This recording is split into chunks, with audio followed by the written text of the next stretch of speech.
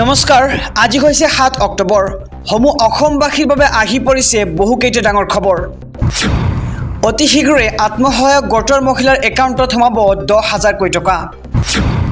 দুৰ্গা পূজাৰ আগতে একাউণ্টত সোমাব অৰুণোদয় আঁচনিৰ ১২৫০ টকা।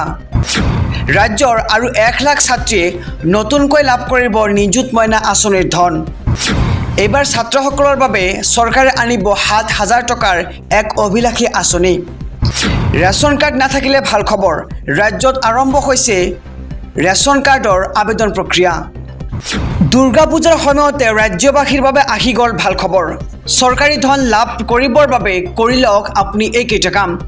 দুৰ্গা পূজাৰ সময়তে ৰাজ্যবাসীলৈ আহি গ'ল ভাল খবৰ। মাত্ৰ ৩ দিনৰ পিছতে লাখ লাখ লোকে লাভ কৰিব চৰকাৰী ধন। হয়, ঠিকেই শুনিছে, আপুনি মাত্ৰ ৩ দিনৰ পিছতে লাভ কৰিব চৰকাৰী ধন। যদি আপুনি ৰেচন কাৰ্ডৰ হিতাধিকাৰী তেন্তে আপোনাৰ বাবে আৰু এক ভাল খবৰ আছে। শীঘ্ৰে আপোনাৰ একাউণ্টত জমা হ'ব চৰকাৰী ধন আৰু ১০ তাৰিখে পেঞ্চন আৰু অৰুণোদয়ৰ ধন জমা হ'ব আপোনাৰ একাউণ্টত। যদি আপুনি ৰেচন অৰুণোদয় আঁচনিৰ হিতাধিকাৰী হয় তেন্তে পুৱাতেই আপোনাৰ একাউণ্ট পৰীক্ষা কৰক, কিয়নো ১০ তাৰিখে পুৱাই একাউণ্টত সোমাব চৰকাৰী ধন। বৃদ্ধ পেঞ্চনৰ হিতাধিকাৰীসকলৰ একাউণ্টত জমা হ'ব চৰকাৰী ধন আৰু শীঘ্ৰে আপুনি আপডেট কৰক eKYC। লগতে দুৰ্গা পূজাৰ সময়তে ৰাজ্যবাসীলৈ আহিল ভাল খবৰ, কিয়নো ১০ তাৰিখে লাখ লাখ লোকৰ একাউণ্টত সোমাব চৰকাৰী ধন। মাত্ৰ ৩ দিনৰ পিছতে লাখ লাখ লোকে লাভ কৰিব চৰকাৰী ধন। এইবাৰ ছাত্ৰসকলৰ বাবে আহি আছে ৰাজ্য চৰকাৰৰ নতুন আঁচনি। বাজেটত ছাত্ৰসকলৰ বাবে গ্ৰহণ কৰা হ'ব বিশেষ আঁচনি আৰু মুখ্যমন্ত্ৰী ডক্টৰ হিমন্ত বিশ্ব শৰ্মাই এই সন্দৰ্ভত কৰিছে চিন্তা চৰ্চা।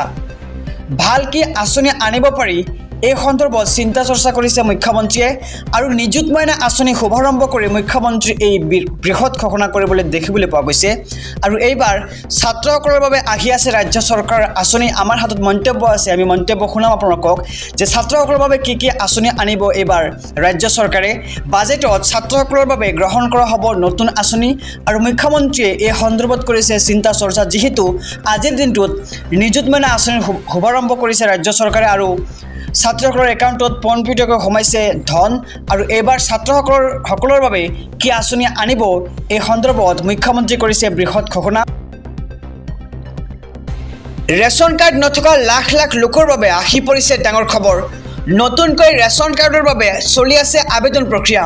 আবেদনৰ অন্তিম তাৰিখ হৈছে অক্টোবৰ মাহৰ ১৫ তাৰিখ আৰু ১৫ অক্টোবৰৰ পূৰ্বে ৰেচন কাৰ্ডৰ বাবে আপুনি কৰক আবেদন। চৰকাৰী পৰ্টেলৰ পৰা ডাউনলোড কৰি ল'ব পাৰিব আপোনাৰ আবেদন পত্ৰ আৰু pds.assam.gov.in পৰ্টেলৰ পৰা ডাউনলোড কৰিব পাৰিব আবেদন পত্ৰ। আৰু নতুনকৈ আবেদনৰ বাবে কি কি নথি পত্ৰৰ প্ৰয়োজন হ'ব আমি সবিশেষ জনাই যাম SB অসম মিডিয়াৰ সমূহ দৰ্শকক। আবেদনকাৰীৰ পৰিয়ালৰ বাৰ্ষিক আয় ৪ লাখতকৈ কম হ'ব লাগিব। আপুনি মন কৰিবলগীয়া কথা এইবোৰ। আবেদনকাৰীৰ আধাৰ কাৰ্ড থাকিব লাগিব। তাৰপিছত আবেদনকাৰী ভাৰতীয় নাগৰিক হ'ব লাগিব আৰু ৪ লাখ টকাৰ কম ৰাজ্য চৰকাৰৰ অধীনৰ সকলো মাষ্টাৰ ৰোল কৰ্মচাৰী আৰু দৈনিক মজুৰি প্ৰাপক কেন্দ্ৰীয় তথা ৰাজ্য চৰকাৰৰ চতুৰ্থ বৰ্গ কৰ্মচাৰীও আবেদন কৰিব পাৰিব। আৰু আবেদন পত্ৰৰ সৈতে সংলগ্ন কৰিব লাগিব আপুনি হাতবিধ নথি। কি কি নথি পত্ৰ লাগিব আমি সবিশেষ জনাই যাম যে শুদ্ধ আৰু সম্পূৰ্ণভাৱে পূৰণ কৰা পত্ৰ অৰ্থাৎ ফৰ্মখন, লগতে লাগিব আধাৰ কাৰ্ড, ভোটাৰ তালিকা, ঠিকনাৰ প্ৰপত্ৰ, পৰিয়ালৰ সকলো সদস্যৰ পাছপৰ্ট সাইজ ফটোৰ আপোনাৰ প্ৰয়োজন হ'ব। লগতে আপোনাক প্ৰয়োজন হ'ব বেংক একাউণ্ট, পৰিয়ালৰ সক্ৰিয় হৈ থকা ফোন নম্বৰটো আৰু এই সম্পূৰ্ণ নথি পত্ৰ শুদ্ধভাৱে দাখিল কৰিলেই আপুনি লাভ কৰিব নতুনকৈ ৰেচন কাৰ্ড। দুৰ্গা পূজা আয়োজনৰ বাবে চৰকাৰে প্ৰদান কৰিব ধন। পূজা কমিটিসমূহলৈ আগবঢ়োৱা হ'ব বিত্তীয় সাহায্য। ৮ আৰু ৯ অক্টোবৰত পূজা কমিটিসমূহে লাভ কৰিব এই বিত্তীয় সাহায্য আৰু মুখ্যমন্ত্ৰী ডক্টৰ হিমন্ত বিশ্ব শৰ্মাৰ এই বৃহৎ ঘোষণা দেখিবলৈ পোৱা গৈছে। ইয়াৰ পূৰ্বে বিহু সমিতিসমূহক প্ৰদান কৰা হৈছিল চৰকাৰী ধন আৰু শীঘ্ৰেই ভাওনাৰ বাবে বিত্তীয় সাহায্য প্ৰদানৰ পৰিকল্পনা এইবাৰ মুখ্যমন্ত্ৰী ডক্টৰ হিমন্ত বিশ্ব শৰ্মাৰ।